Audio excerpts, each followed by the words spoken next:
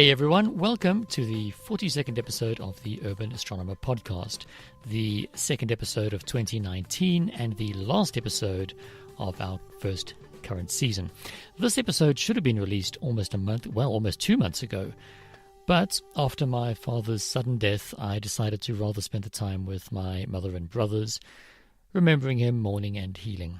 Now, there's still a long way to go before we're all back to normal, but I have decided that I would like to get back into the saddle and resume podcasting. So, here we go. Okay, first up, before anything else, I would like to thank you all for your patience. Those of you who haven't unsubscribed in frustration, but I would especially like to thank the Patreon supporters, Catherine, Margot, Peter, and new patron Frank, who pledged his support a few months ago. Thank you, Frank, and I am so sorry to keep you waiting. Second, I got a very surprising message posted as a comment on a recent episode from Simon Kidd. Simon says, "Hello, Alan. Thanks for doing your podcasts. I am enjoying them immensely after returning to astronomy after more than 40 years.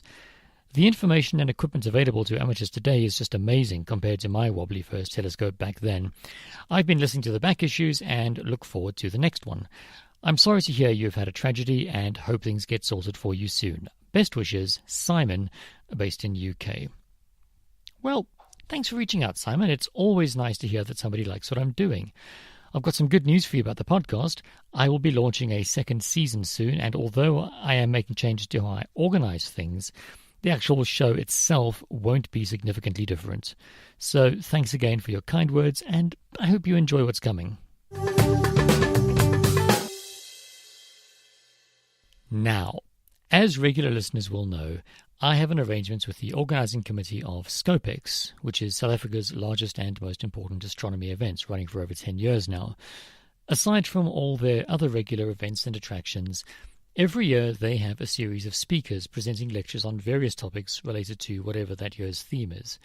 In exchange for recording these talks and posting videos on the ScopeX website, I get to promote this podcast there and play back the recordings of those talks as episodes here. And for the past few episodes, that's what I've been doing.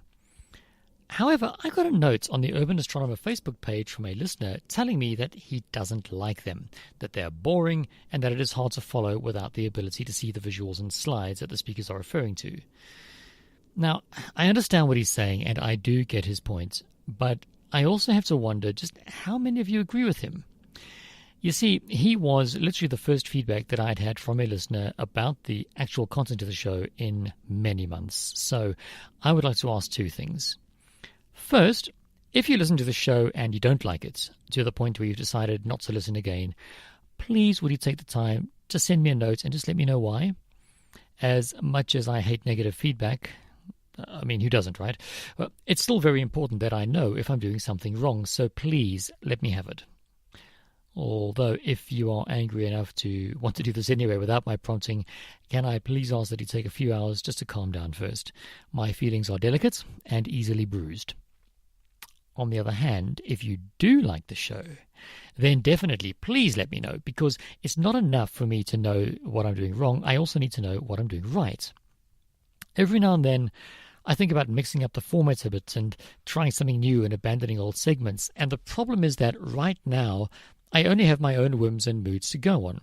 I've got no idea if I'm cutting something that you would rather I keep. So speak up, make your voice heard, and let me know what you want. The second thing I want to ask is for your patience. I have one more of these lectures to play back, and it's a long one, by Robert Ormerod.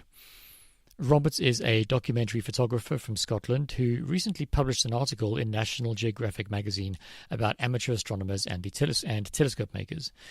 Some of the images he used were captured by him at Stellarphane, the world-famous American telescope-making event in Springfield, Vermont, and he took others while at ScopeX before and after he presented the talk that I'll be playing for you in a second. The main thrust of his story is an expedition that he took to Iceland to photograph the Northern Lights. Anyway, this is the last of the lecture recordings, and then we're free to go back to our usual formats. So, here he is, Robert Ormerod, presenting the keynote lecture at ScopeX 2018.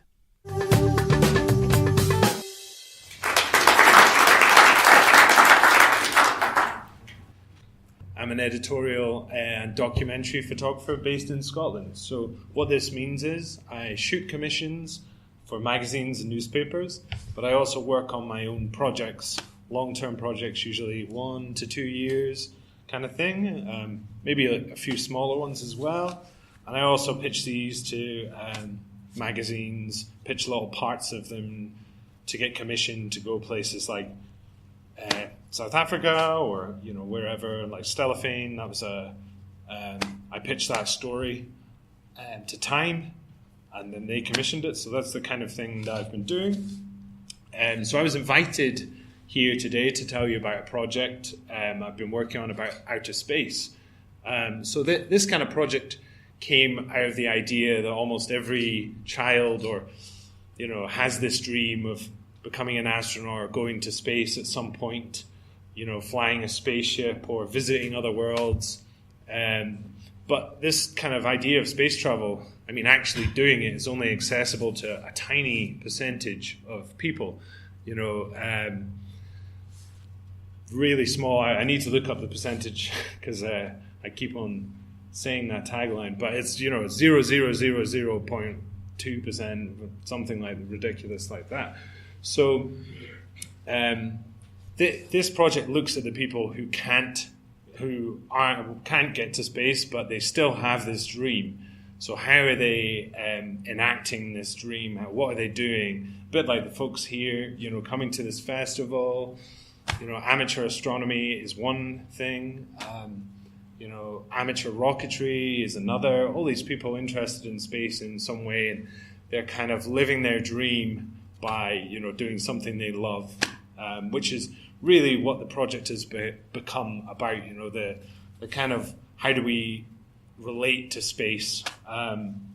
So I've photographed amateur rocketry festivals, space camp for the blind, believe it or not, that kind of exists, UFO hunters, aurora hunters, which I'm going to show you some of that today, SETI enthusiasts, meteor hunters, Mars simulations.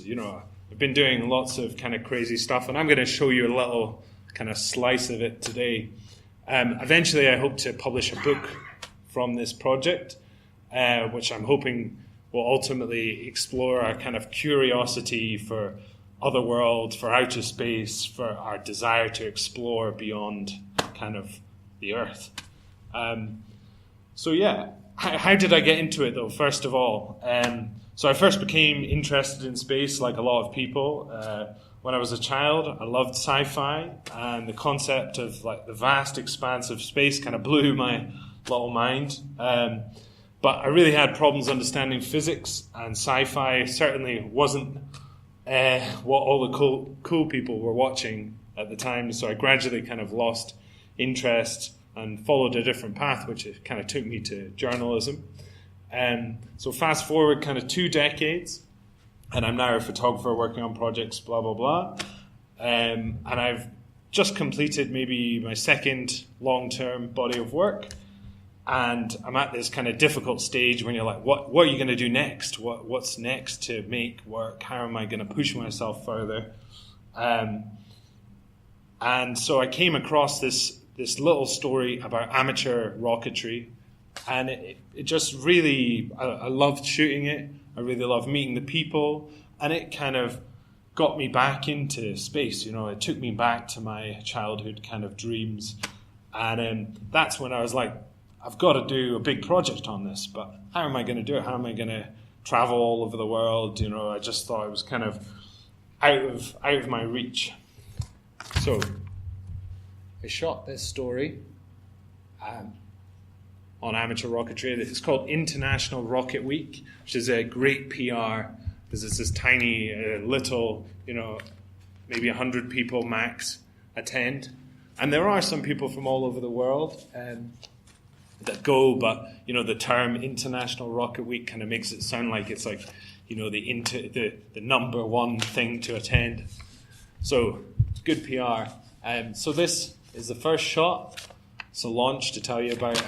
I don't know. Does anyone here know much about amateur rocketry? I know there was a stall earlier today, but the idea is that you obviously spend months, years building a rocket, and then you take it somewhere, and then you successfully launch it. So this is a successful launch. Straight up, a parachute opens, and the rocket returns to Earth.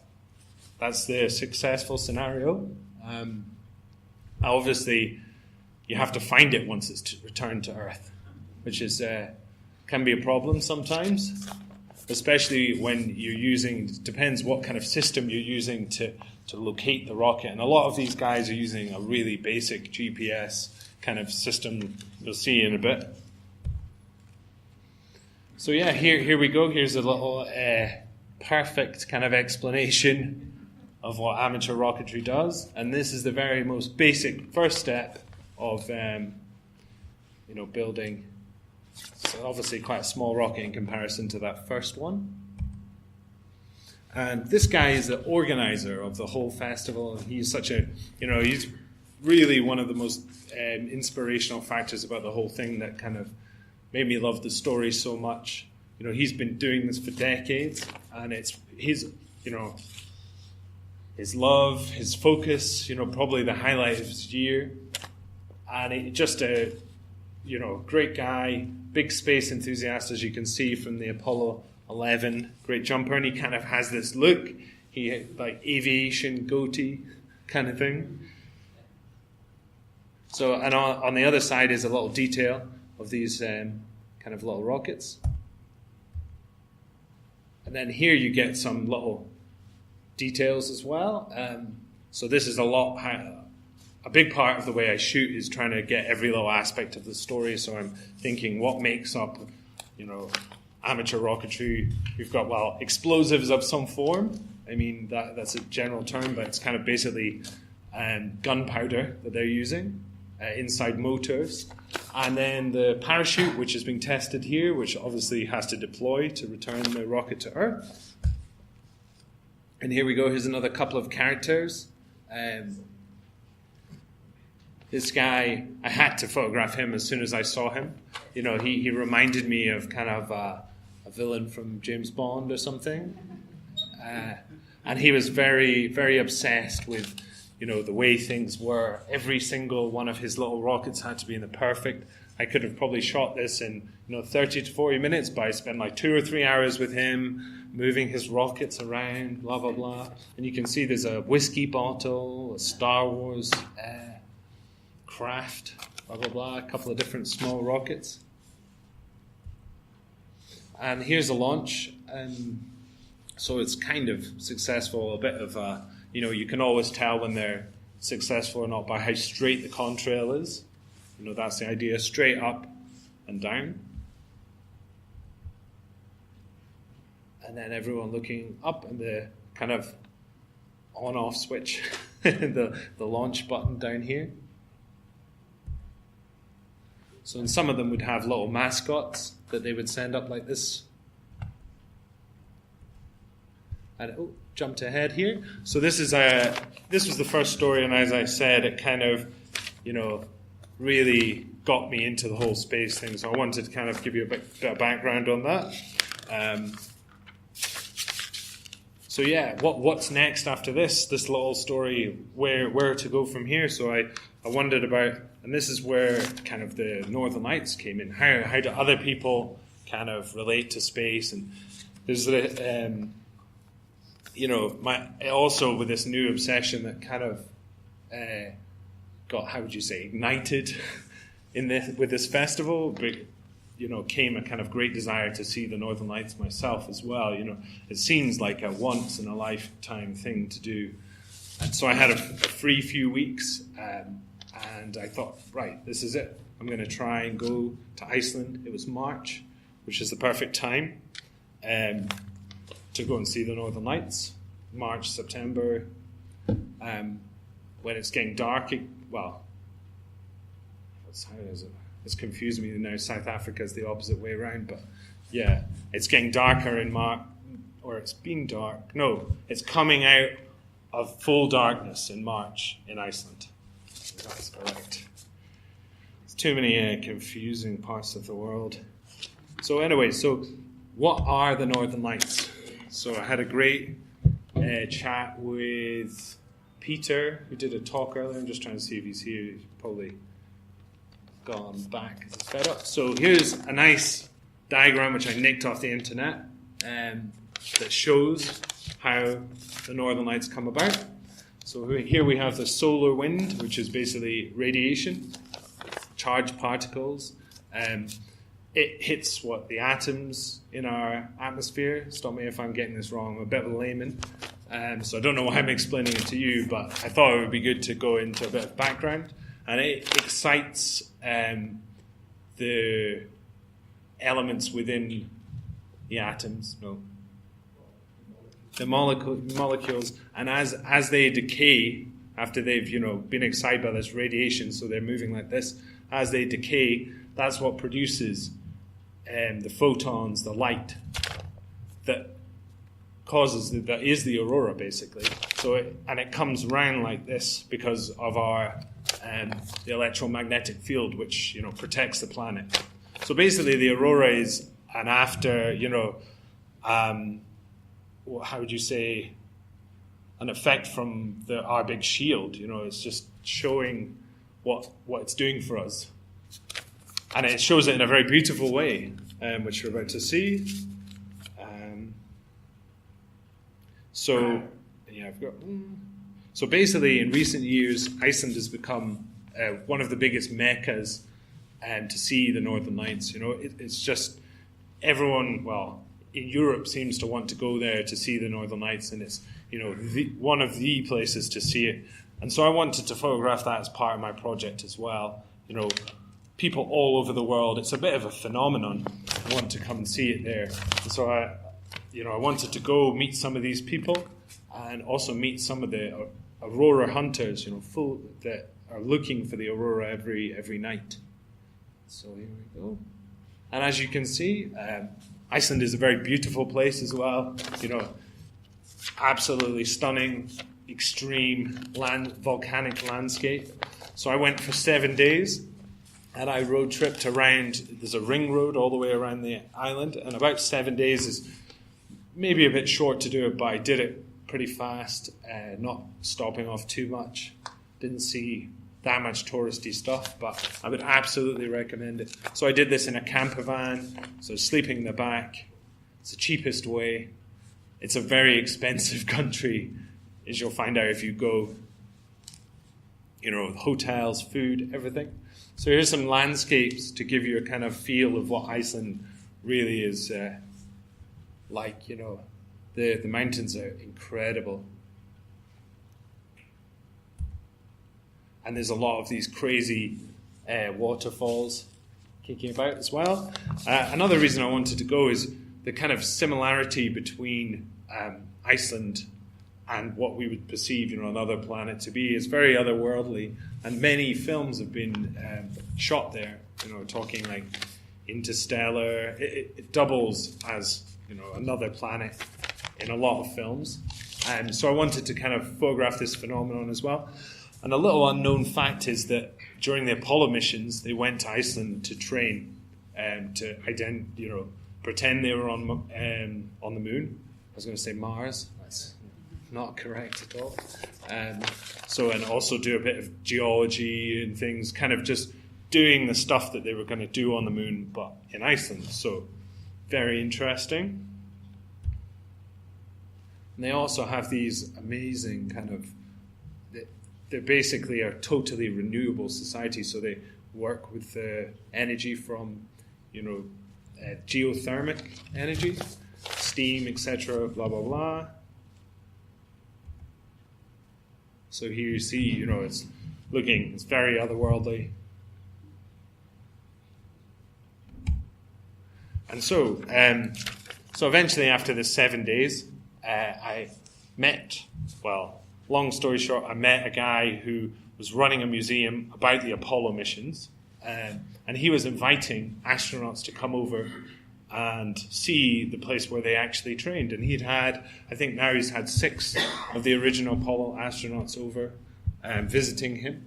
And so he was a great person to introduce, contacts, and he knew these two brothers who were obsessed by the aurora. They lived there. So one's an engineer, one's a project manager at a geothermal plant. So they do this during their day job. But at night time, they head out every time they see the aurora. So in Iceland, it's different in the UK. Sometimes we see it in Scotland. I've never seen it. But, you'd have to go out and actively find a dark place. But in Iceland, these guys sit in their living room, look out the window, and see the northern lights on the horizon, So they head out. They're like, oh, great, head out. One of them is obsessed with photography, and the other likes to do time-lapse. It's another kind of photography. So they both go out, and I've seen them since I visited. They're still doing it every night. I don't know how they have the energy, to work these jobs, and then they're out really late at night seeing the lights. But they were also kind of a typical, Scandinavians, very deadpan, very, would you say friendly? I wouldn't say warm, but, they are friendly inside. Once you get past this kind of, you feel like, they don't seem to have much sense of humor. They, expressions in this photograph kind of show the, so I was kind of making jokes and stuff, and you would just look and there'd be no response at all, And so I don't know if anyone's watched any of the kind of Scandinavian, Scandinor films, TV programs. It seems to be a typical stereotype, and possibly true. Although, don't take it from me. Go and discover yourself. So these guys promised they would take me out. By this point, I'd been traveling around Iceland for, this was my 5th day meeting these guys. And despite the previous photographs, the weather had been absolutely horrendous. I was thinking at this point, there's no way I'm going to see the Northern Lights. I'd given up, basically. The weather was still bad that day when I met them. It was overcast, rainy. So I'd kind of given up on it. And these guys were like, okay, we'll take you out tonight if they appear. And the weather was bad, as I said. And so I was going to bed. Just as, I don't think I was quite in my pajamas just yet, but I'd already called off the day. I was thinking about going home. I had 2 more days in Iceland before I was heading home.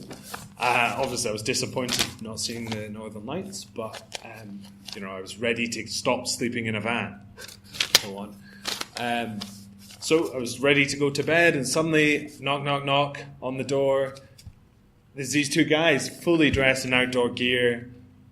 The Northern Lights are out. We've seen them.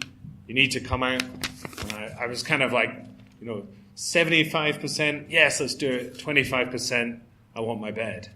So anyway, I'm glad that I did. So we walked out the door, and they have this massive truck. Huge. In Iceland, the landscape is so extreme. The wheels are like the size of a person. They're kind of like monster trucks. And off we go in this monster truck out of town. As soon as we got out of town, I saw the Northern Lights on the horizon. It's a really special moment, and really beautiful. And I was kind of really enthusiastic, like, wow, this is amazing. And these guys were just like, this is like the least amount of Northern Lights they'd ever seen. It was like, really down low in the scale. I think it's like 1 to 9, this scale of how, the space weather goes. And so this was really low down. And here we are. This is them in their car. But the Northern Lights were still, good enough to kind of get in the background of this portrait. But I kind of struggled a wee bit. I had to put a pretty long exposure, and also you can see it's a bit noisy. So the ISO was quite high. So this is us kind of. I think it might be,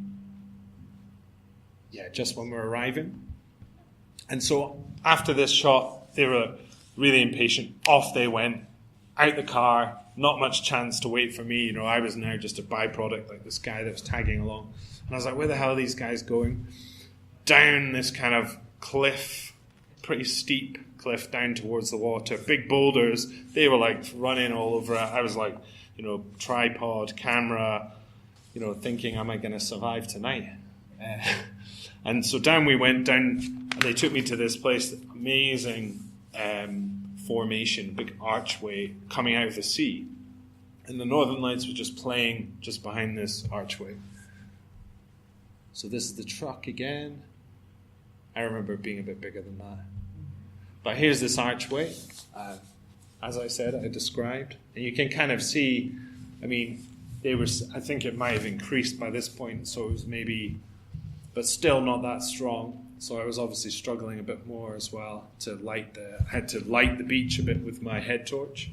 So I kind of sprayed it around the bottom here to create this, and I was getting a little bit of light from them as well. They were lighting, I think he had a head torch on and lighting the archway. So yeah, you can see here the various colours that involve. So we've got green, red, and a little bit of purple, and some nice stars behind. And then I was also kind of shooting, I wouldn't call it astrophotography. I'm not an astrophotographer, there's now a few times I've attached my camera to a telescope, and it's always been with a supervision of an actual person who knows what they're doing. Chris being one of them, who kindly let me have access to his telescope last night to shoot the moon. So this was just on a tripod. I don't know what your term for that photography would be. Someone said something last night, just starscapes or yeah. So, but it was still working kind of well. I think this was shot on an 80, which is a nice. I don't know how many people are into photography here, but I'm going to go into some technical stuff. So maybe bore half of you, interest the other half. I'm not sure. So 80, I'm on an 85 lens, which is a lot. Actually, I've got one right here. Nice and small, lighter than a big long. This is my 70 to 200, which I'd like to try and shoot the sky with, but sorry, can't really see it. But it's very heavy, quite heavy. So it always pulls the tripod down. There's a lot of vibration. The heavier the lens you use. So I was using this 80, which is a bit lighter, a lot lighter than that anyway. And this is the lens I used to shoot this camera on a tripod. So yeah, I think it's quite lucky. I mean, in comparison to the lights at home, you never see the stars really at the same time. You see one or two, but the night sky there is also extremely clear, amazing. So you can actually see a lot of stars through the Northern Lights. And so, anyway, so this is the first night. So, like I said, the guys were not very excited about this. But I was. But we went back, took me home, back to the hotel. I was staying in a hotel this time, I'd been 5 days in a van and got off at this hotel anyway. And so I was ready to go to bed. I had one more night in the town, and I was thinking again, the rain was terrible. I was like, there's no chance for seeing them again tonight. So again, second night in a row, I'm heading to bed. And these guys, I don't think they really used phones that much. They would never text ahead or anything. So this time I was definitely in my pajamas and heading to bed. And then again, these two guys appear in full outdoor gear, boots, rain jackets, blah, blah, blah, the whole lot. And so this time I was definitely 85% I want to go to my bed. 25% maybe I should go out and see these Northern Lights, because I'd already seen them. But then, a big part of me was like, oh, when am I going to see them again? I really have to. I've come all this way. It would be ridiculous if I didn't go out now. So I really had to pull myself together and throw on all my outdoor stuff in the fastest way possible. So, I think I walked out the door with my laces trailing and everything. So off we went this time. And these guys were great. They knew all the local locations. If you go and see them, I definitely recommend. There's big tours that go out and they take, 30 to 40 people out to a place, a location in town. But this was really special. These guys knew, this was way out of the touristy part of Iceland. And these guys knew all the local spots best to see with great kind of features to photograph within them. So they took me out to this geothermic plant, which I think one of them worked at in the day. And this is where some of these images came from. This one's actually displayed outside and it looks better than it does right now. So this time the Northern Lights were like insane. The other night it was like, max 4. This time, at this point, they were getting up to like 6, And it's so bright that I could shoot, it's not on as high an ISO, it's not as noisy. The sky is bright, shooting the reflection. It's a much brighter photograph, much more detailed than the others, which I was really kind of struggling with. And I even managed to shoot like proper portraits of them under the Northern Lights, So as we were out of this geothermic place, the lights just start to kind of get better and better. It was unbelievable. And even these 2 Scandinavian guys, started to show a bit of enthusiasm. Like, they were saying that it was probably one of the best that they'd seen that year so far, and maybe definitely on their top 10 list. And as it got better, you just got so many different shapes coming down, like these ribbons that are almost like horizontal, vertical. And you've got the other ones that are horizontal, so across the sky or upwards. And here you've got the colours again, the purple, the green coming through. And then, so I was also shooting kind of a story, about the Northern Lights, about these guys. So I was trying to do some more creative stuff with some of the geothermic plant. This is like steam escaping from volcanic activity. And then you can't really see it here, but there's a good bit of Northern Lights kind of all mixing in with the steam. So as the night went on, this was lasting for hours this time. We were out there for ages, and it was just getting better and better. At this point, the guy said it was about 8. And it only was on this intense for, 1 to 2 minutes. And I should have really been on my wide angle, but I was on my 85. And this was the only shot that I managed to kind of get of really what it was like. It was nothing like I'd seen in previous photographs. It was all shapes. It kind of seemed like spider legs in the sky all coming down. It reminded me of, like an alien invasion from some sci-fi film. Or maybe after, I don't know if anyone's seen the series Stranger Things, and there's that like big spider thing in the sky. It kind of reminded me of that. You can see a bit of it here. It's kind of like, almost be scary if you didn't know what it was. So that's why I wanted to show you that one. I mean, it's not technically the best photograph, but, you get this idea that it's almost kind of descending on you. And here's some more of the geothermic. So, like I said, just lasting hours and hours. This was a really special night. It lasted so long that I put the camera down, and I always try and do this when something's this amazing, and just laid down in the grass and just looked up. All I was missing was a beer or a couple of beers. Would have been nice to sit back and watch it. I think if I photographed it again as well, I might just not bother because this night was that good. I'd really like to just experience it, without the distraction of a camera. It's quite stressful as well. You're like, I've got to make the best picture. How am I going to do that? I don't have much time to do it with. So, and here we go. This is how bright it was, So I was, you can see the lights up behind him, that kind of spidery effect again. So bright that I could shoot a portrait of this guy. I think I used the screen to light his face, which is pretty crazy. And I focused, using the live view zoom in, more technical geek stuff. Using the live view to zoom right in the same way you would do a star. I was zooming right in on his screen, on his camera, because that was the brightest thing there. And here you can see one of the most successful in terms of star activity in the background. And there's a lot. You can see a lot of stars and quite a lot of northern lights in this shot. So I was mixing between, shooting the guys, shooting the sky, really trying to bring out, really get across what it was really like. And here we go. This is one of the last shots that I made.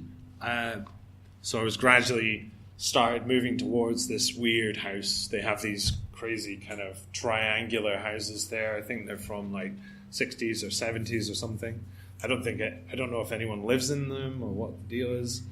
If someone lived in this one, they'd probably have a good fright, because I was shooting it for a while without any kind of additional light, and it was kind of just blending into the background. I've got some other shots that you can see that in. And I was like, it's not really working. I really want to make it like stand out, really pop. So one of the Aurora hunters, went down with a head torch. You can't quite see him in this, but he's over here on the left. And he lit the house perfectly with his head torch. And I just balanced it just right with the sky, the exposure of the sky. So I had to play around with how the distance the guy was standing at, away from the house. Otherwise it was too bright, not bright enough. So I tried a few variations and a few times it was out of focus, as I'm sure some of you are familiar with that feeling. Pretty disappointing. And this one was just bang on, right towards the end. Great swirls of sky, perfect aurora coming up through. So this was the last, I think, the last shot that I got to at this point. So, where do you go from here in the project again? So I've shot the Northern Lights. What's next? It was pretty amazing experience. What can live up to that? Well, maybe Mars. So I discovered these Mars simulations that go on, analog Mars simulations, basically practicing, doing experiments, pretending, they're on Mars in the most extreme, serious way possible. So this was this particular simulation. I've shot two of them, one in Utah and one in Oman. So this was in the southern Dhofar desert of Oman, and it was organized by the Austrian Space Forum, and this is an amateur organization that are working towards, some of them engineers, some of them working in aerospace, but in their spare time, they're that passionate about space. This is what they spend their time on. They practice, organize, and this was a proper professional endeavor. So they've built their own spacesuit simulator, which you're going to see. So, and this is kind of an idea. Well, you can see this spacesuit simulator, which is pretty impressive, and the landscape there, was absolutely unbelievable. It was picked because of the similarities with Mars in terms of the rocks and stuff like that. So here we, and a bit more detail about the spacesuit to come. So they also had a huge inflatable kind of hydroponics experiment lab that was in the middle of this big compound. So this is it here on the left. And also at the same time I was shooting stuff to really kind of convey this feeling of going to outer space, really kind of reaching to try and do a bit more to create the feeling of outer space, the feeling of wanting to go to Mars. So, yeah.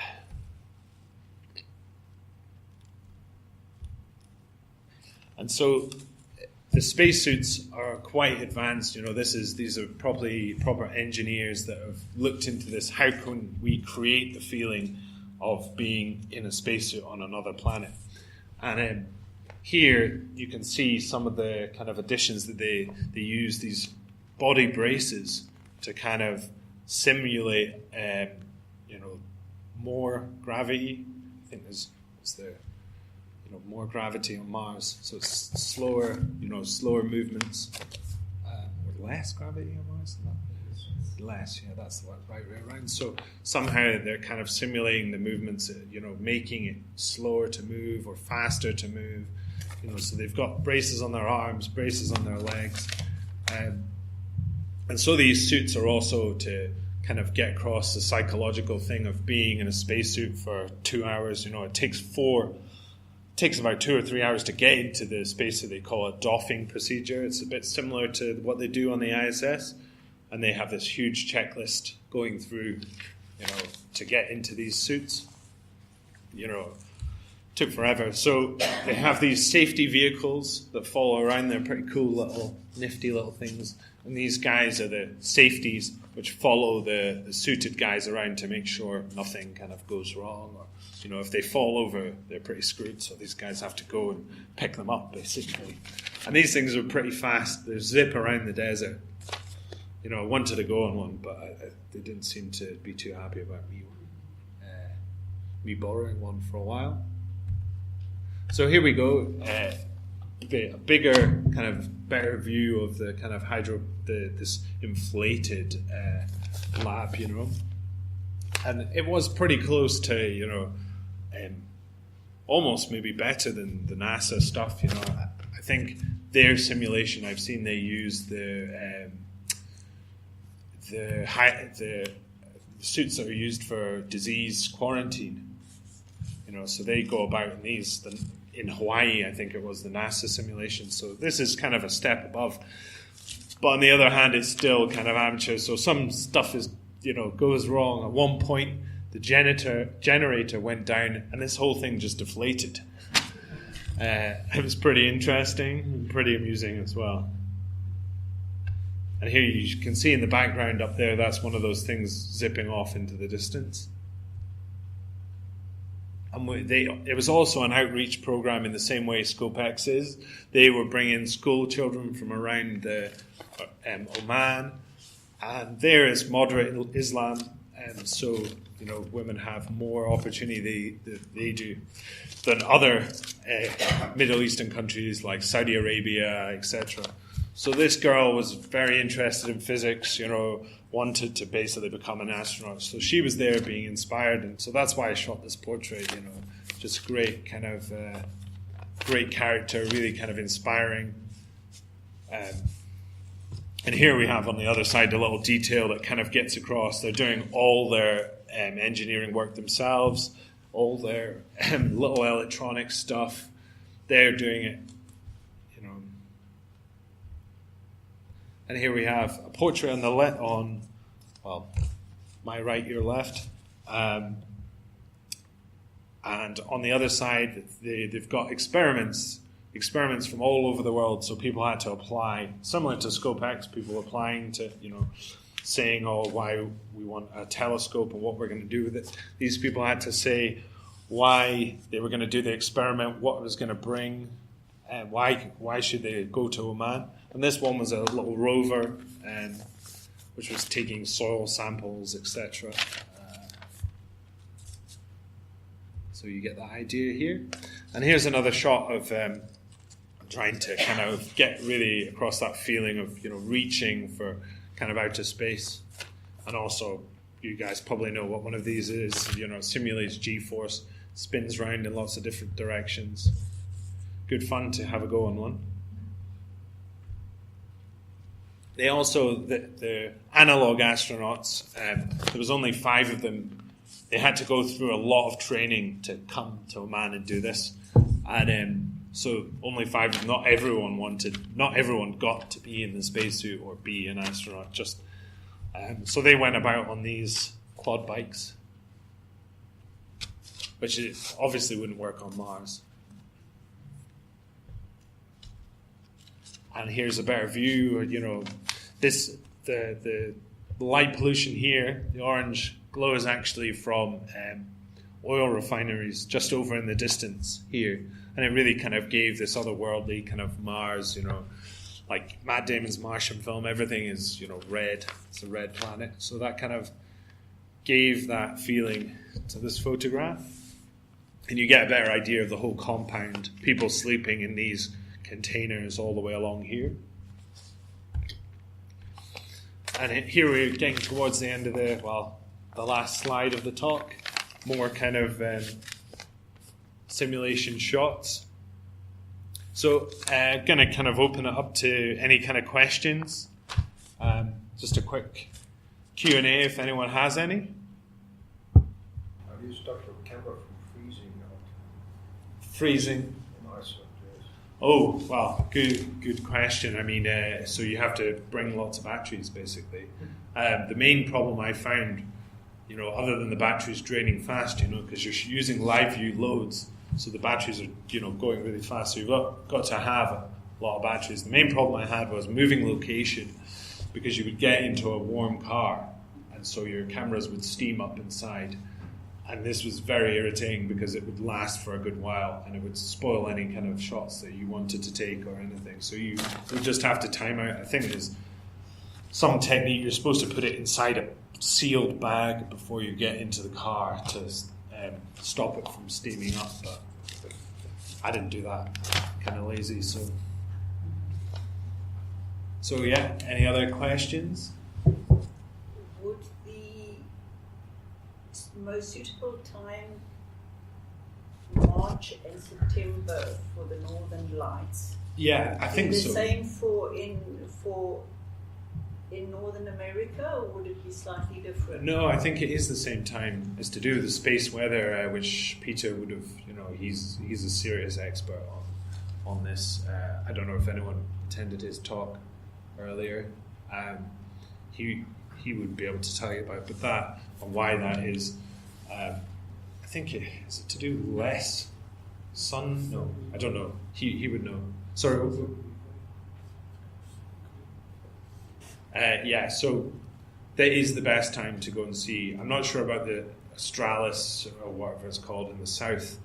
That'd obviously be opposite in the same way South Africa is, opposite times from our spring and summertime, blah blah blah, winter and summertime. So it would be the same for North America to go, and also Northern Europe, so Norway, blah blah blah. Any other places like that. So yeah, any other kind of questions?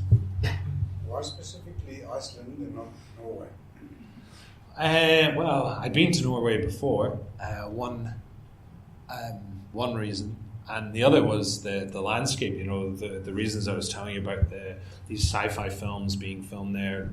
I also had found out this, the Apollo training had been there, so it kind of really fit my project, space but on Earth. And also I'd found out about this guy who ran the museum, the Apollo Museum, and was inviting all these astronauts over, so he was a key part of the story. It was actually in The Guardian, so I started off shooting just for me. That was the idea, but then I pitched it around because Iceland is an extremely expensive place. So I needed someone to get behind me to, be able to go. And I was lucky. I pitched it to The Guardian, and their editor likes kind of space stories. And so they commissioned this story for me to go.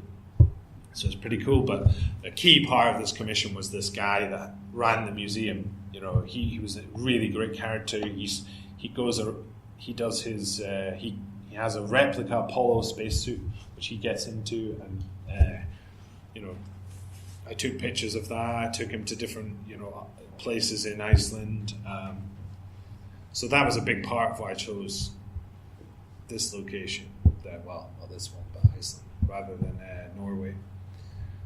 And also it just seemed like an awesome place. So if that answers your question.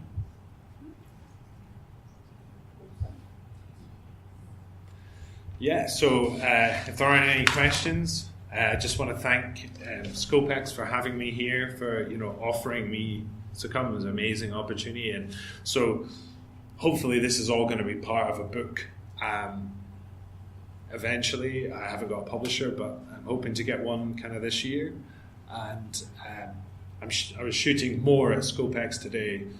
Amateur astronomers, and I'm hoping to kind of pitch this to another magazine and get it published, so fingers crossed for that, which is part of the reason why I was late, shooting and talking on the same day. I don't recommend it. So thank you to Lerica, Chris, everyone at ScopeX for having me here, and thank you for coming along, the interest in coming and listening to me kind of talk. Thank you very much.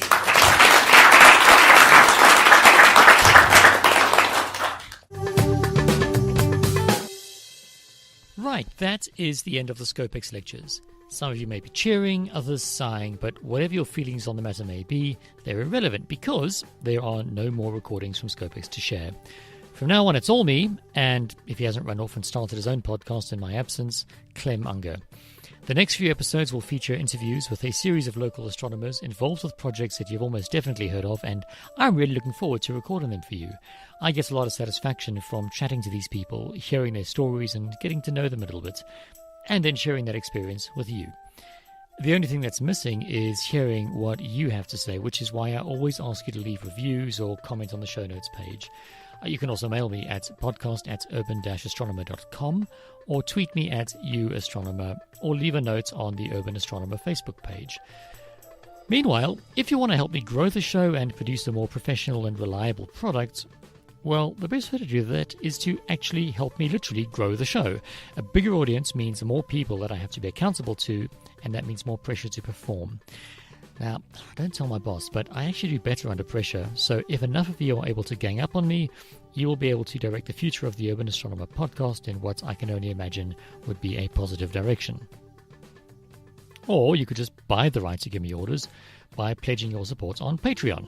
It's easy enough. Go to the urban-astronomer.com website and click the Patreon link on the right-hand side. Follow the prompts. A few dollars a month gets you access to my library of raw recordings, and you get to see your name and lights, sort of. And while it's not really a lot to come out of your budget, it does add up and give me the funds that I need to start doing more ambitious projects. Anyway, to summarize, good stuff coming, give me money, subscribe and review. Until next episode then, cheerio and clear skies.